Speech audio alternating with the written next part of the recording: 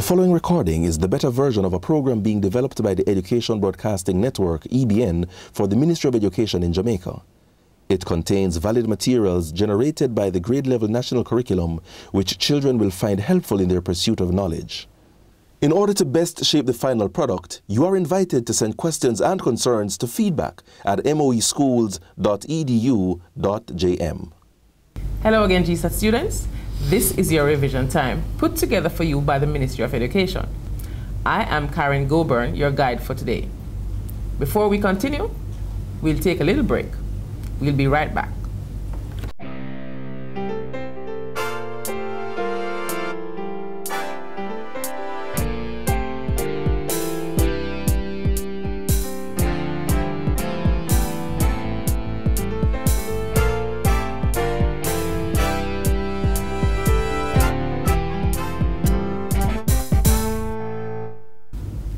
Welcome back.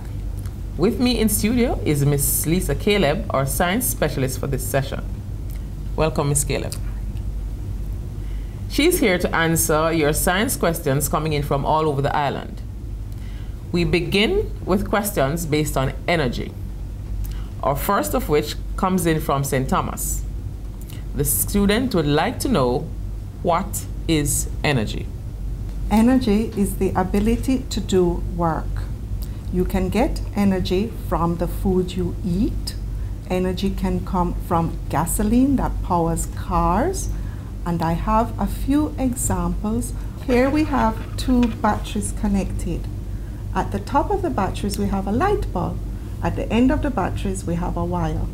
Let's look at what happens. Oh, look at that. The light bulb lit up. This is as a result of the chemical energy stored in the batteries. Still on energy, our next student coming in from St. Anne would like to know, what type of energy does a matchstick have before it begins to burn? Here we have a box of matches. Have you ever looked closely at the matches? This is made up of wood with a colored substance at the tip. This substance is a chemical which stores energy. Here it's been converted to light energy. Do not try this at home. Do not do this without the permission of your parents. Our next question coming in from St. Mary. We have a problem here. The student says, Paulette has placed a piece of board with a nail in the sun. Sometime later, she found that the nail was hot, but the board was not. What has caused this change? The nail is a metal. Metals are good conductors of heat energy. So the nail absorbed the heat energy from the sun. The wood is an insulator. It does not readily conduct heat energy. Thank you, Lisa. Our next set of questions are on ecology. And the first one comes from Kingston, asking, what is a food chain? A food chain shows the simple feeding relationships between organisms. It's one link linked to the next, to the next. There's nothing else in a food chain. A straight, simple link. Our next question, again on the food chain, is asking, a food chain consists of plants, worms, birds, and humans.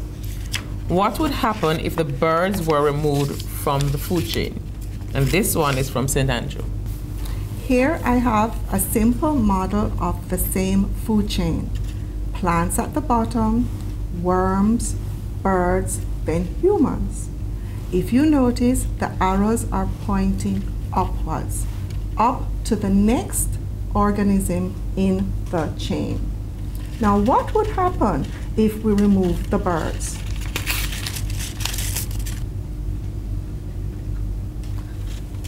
Here I'm using a little model of my birdie, and my birdie was eating the worms. So he was the predator on the worms.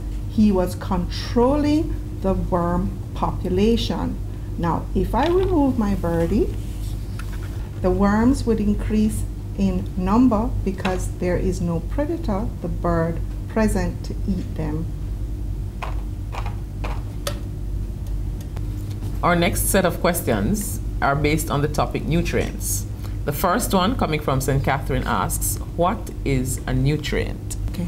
A nutrient is a substance that provides nourishment for an organism to grow and to live. Thank you, Lisa. Our second question, coming in from St. James, asks, the menu for Anne's restaurant was fried chicken, white rice, tomato slices, and fruit punch. Which one, if taken out of the menu, would remove protein from the diet? That one is easy. The fried chicken, of course. Meat is a major source of protein in our diets. Question number 3 from Manchester. How does one test for starch? All right. We're going to now test for the presence of starch. Before we begin, I want to show you what is called a reagent, which indicates the presence of starch. This reagent or substance is called iodine. Here we have boiled potato, 2 samples of boiled potato. This one has no iodine present. This one, I placed 2 drops of iodine. Okay, this one had 2 drops of iodine placed on it. As you can see, the potato reacted with the iodine to produce a blue-black color. The blue-black color indicates the presence of starch. It is called a positive result. If you tested a substance and you did not get a blue-black color, it would indicate that starch is not present. Can you think of anything that would give you a negative result?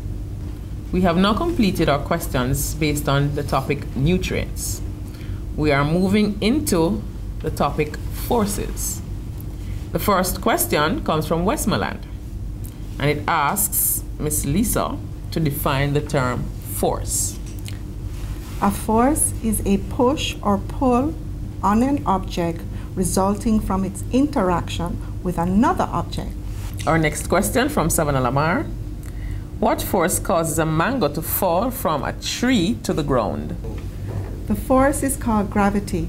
This force pulls objects to the Earth's center. Here is my mango. I have put an arrow on it. This arrow indicates the force of gravity. This force will pull the mango to the ground. Yum, yum. Our last question from Hanover. Explain how a car comes to a stop when the brakes are applied.